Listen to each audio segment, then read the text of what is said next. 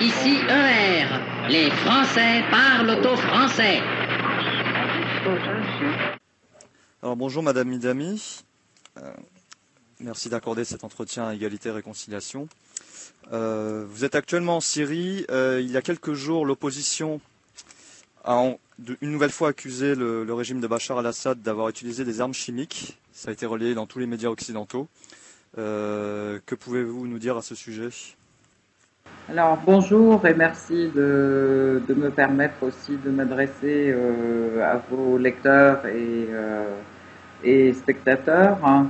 Je suis effectivement en Syrie en ce moment. Je suis membre du bureau de la coordination pour défendre la souveraineté de la Syrie et contre l'ingérence, donc qui est une organisation de plusieurs associations et partis politiques qui s'est créée en France cette année en janvier 2013.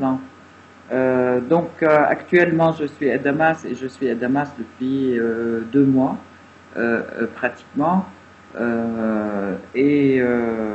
Voilà, alors pour tout vous dire par rapport à tout ce qui se passe actuellement.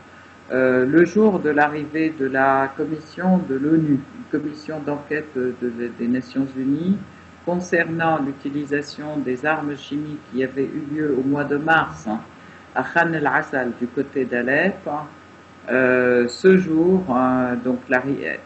cette commission d'enquête est arrivée à Damas avant-hier, il y a 2 jours, en accord bien entendu et à la demande du gouvernement syrien, et en accord avec le gouvernement syrien pour aller examiner les données à Khan el-Assal, village qui se situe près d'Alep, dans le nord de la Syrie. Hier, on lance une accusation. Il y a eu une attaque, effectivement, aux armes chimiques. On lance l'accusation contre le gouvernement syrien.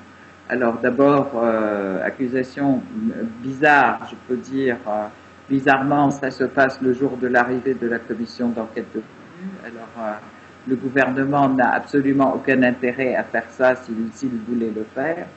D'autre part, bizarrement aussi, on montre dans les médias un entassement de femmes et d'enfants. Je voudrais dire que bizarrement, les armes chimiques syriennes n'attaquent que les femmes et les enfants. Il n'y a aucun homme et n'attaquent surtout pas ceux qui sont en train de filmer et surtout pas les gens qui viennent, qui touchent les 10 cadavres. Le pouvoir syrien, le gouvernement syrien a déclaré à plusieurs reprises que jamais il n'utilisera les armes chimiques, c'est contre son éthique. Et je tiens à rappeler que l'armée syrienne est une armée de conscription, donc ce sont les enfants du peuple. En aucun cas, ils ne pourraient utiliser ces armes contre la population, puisque leur mission est, ils sont là pour défendre la population civile contre les djihadistes qui les prennent comme bouclier humain et qui les prennent comme otages. Donc ça, c'est les points sur l'affirmation des réalités des principes, mais d'un autre côté, aujourd'hui, la déclaration des Russes a été que effectivement il y a eu utilisation des armes chimiques, mais c'était des fusées d'armes chimiques qui ont été lancées à partir de villages qui sont sous la domination des islamistes, des djihadistes. C'est un village qui est à côté de Damas, effectivement, mais qui est sous la domination des djihadistes depuis pratiquement 1 an et demi. Et les Russes ont fourni des images satellites, en fait, qui montrent effectivement ce fait, et ils l'ont montré au Conseil de sécurité et déclaré, et face à ça, les Américains n'ont rien dit. Donc, je tiens à dire alors aussi bien les déclarations donc, du pouvoir en Syrie que les déclarations d'envoyés chinois aussi qui sont en Syrie, qui ont déclaré aujourd'hui sur Al-Mayadeen en disant que de toute façon le pouvoir syrien n'a absolument aucun intérêt objectif aujourd'hui de faire ça, en plus du fait que il y a une certaine éthique justement de protéger la population et qui ne le ferait pas. Donc objectivement, tout ceci est un mensonge médiatique qui a pour objectif d'agiter encore une fois l'opinion internationale pour susciter une intervention militaire en Syrie, aujourd'hui prétendant que l'État syrien utilise une arme de destruction massive qui est l'arme biologique ou l'arme chimique. Donc, et puis je tiens à dire que ce n'est pas la première fois, parce que la première fois que les armes chimiques ont été utilisées à Khan al-Assal, ils ont été aussi utilisés par les rebelles. Et c'est aussi, il y a eu autant de manipulations médiatiques aussi et de mensonges accusant le pouvoir en Syrie de l'avoir utilisé à Alep, à Khan al-Assal, si bien que l'État syrien a bien demandé, à ce moment-là, il a bien demandé est-ce qu'il y ait une commission d'enquête? Et comme vous voyez, la commission d'enquête ne vient qu'aujourd'hui, alors qu'elle a été demandée au mois de mars, au moment des faits. Entre-temps, il y a eu une commission d'enquête des Nations Unies des droits de l'homme, et Carla Ponte, qui était la présidente de cette commission des droits de l'homme, a donné son rapport accablant, en fait, pour les rebelles en Syrie et non pas du tout pour le pouvoir, où elle disait il y a bien eu des armes chimiques qui ont été utilisées en Syrie, mais pas par ce qu'on dit, elles ont été utilisées par les rebelles selon les termes qu'elle utilisait. Donc voilà, c'est encore une fois on montre quand même à quel point les manipulations médiatiques et puis la partialité des médias occidentaux mainstream, malheureusement, vont dans le sens plutôt d'une agression contre la Syrie. Et l'idée, c'est de trouver une faille par laquelle ils peuvent susciter cette intervention. Voilà. D'accord, très bien. Ces derniers mois, il y a eu également un progrès du régime syrien qui ont reconquis quelques villages, etc., etc. On le sait malgré tout ce qui est filtré dans les médias occidentaux. Pouvez-vous juste nous faire un petit bilan de la situation actuelle sur le combat, sur le terrain de combat? Absolument. Alors l'armée syrienne progresse de manière très positive, hein, dans tous les secteurs, je peux dire. Aussi bien, par exemple, autour de Homs, déjà, il y a eu le village de Khaldiye, le quartier de Khaldiye qui a été repris après Qusayr, qui a été un énorme combat, et Qusayr a été un véritable quartier général des djihadistes, hein, où ont été trouvés des stocks d'armes massifs, hein, avec des tunnels qui étaient, mais des tunnels alors creusés depuis longtemps manifestement, parce que des kilomètres de tunnels avec de l'air conditionné, avec des hôpitaux de combat, avec des zones de repos, avec des stocks à la fois d'armes mais aussi d'explosifs pour fabriquer des explosifs pour les dynamitages de véhicules, des trucs comme ça. Donc cette reprise de Qusayr a été un coup très très important qui a été porté aux djihadistes qui filtraient aussi par là, par les frontières libanaises. Donc après, il y a eu Khaldiye qui a été repris aussi par l'armée syrienne. Et autour de Damas, Khaldiye, c'est un quartier de Homs. Et puis aujourd'hui, la progression à Homs est très importante aussi, de village en village. L'armée syrienne progresse et découvre toujours autant de tunnels et de stock d'armes dans les tunnels qui sont creusés. Et aussi, bien sûr, parmi les djihadistes, il y a beaucoup de nationalités étrangères, voire la majorité. C'est une grande majorité d'étrangers qui viennent se battre en Syrie, djihadistes ou mercenaires. Autour de Damas, alors dans la banlieue de Damas, la progression aussi est très importante du côté de Ma'adamiye, Daraya, Jobar hier, et tous les jours, donc, il y a une reprise de contrôle de l'armée syrienne sur ces territoires ou sur ces petits villages qui sont depuis pratiquement, pour certains, depuis 1 an et demi sous la domination des islamistes, des djihadistes. Alors aujourd'hui, j'ai entendu, ils ont annoncé qu'il y a eu la capture d'un général, d'un haut gradé, d'une nationalité étrangère qu'ils n'ont pas annoncé, plus un certain nombre de djihadistes aussi qui sont de pays occidentaux, nombreux de pays occidentaux.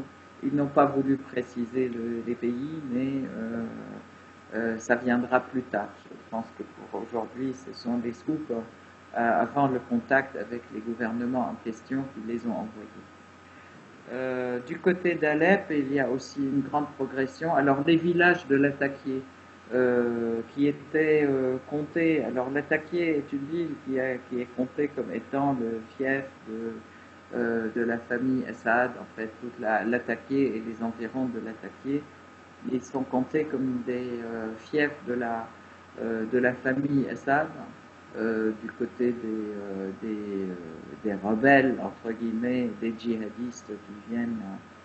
Il y a eu, malheureusement, ils ont massacré la population complètement de 3 villages. Les gens se sont réveillés à 5 heures du matin sur des coups de Allahu Akbar et des coupeurs de tête. Hein. Des enfants ont été égorgés, les femmes, les hommes.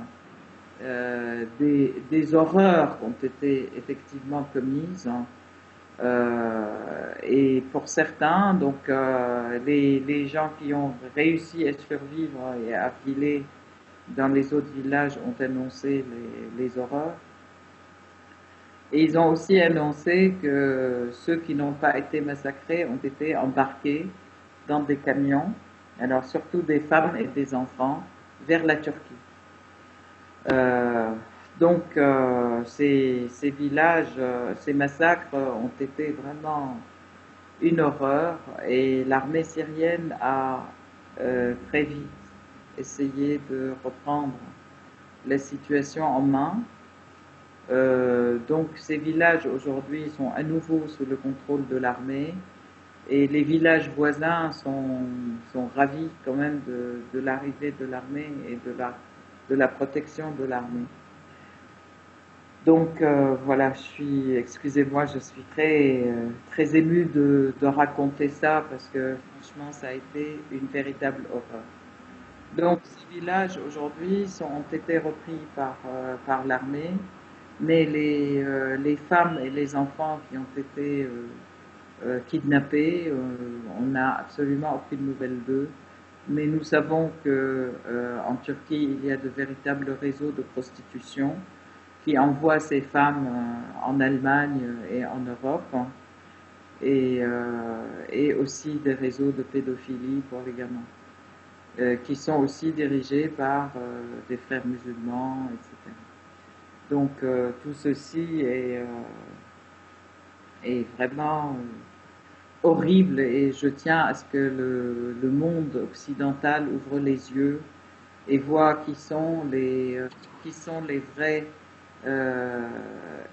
criminels, parce que ce ne sont pas ceux qui sauvent leur peuple, hein, qui sont les criminels, mais ce sont ceux qui viennent des 50 pays du monde et qui viennent attaquer la Syrie et s'attaquer à la population, qui refusent, et aujourd'hui et encore et demain, qui refusent non seulement cette ingérence, et qui refusent cet état de fait d'agression et continuent à dire nous résisterons, nous aurons la société que nous voulons et qui est la nôtre, hein, qui est la société de partage et de vie commune de toute la mosaïque d'ethnie et de religions dont est formée la Syrie depuis des siècles. Hein.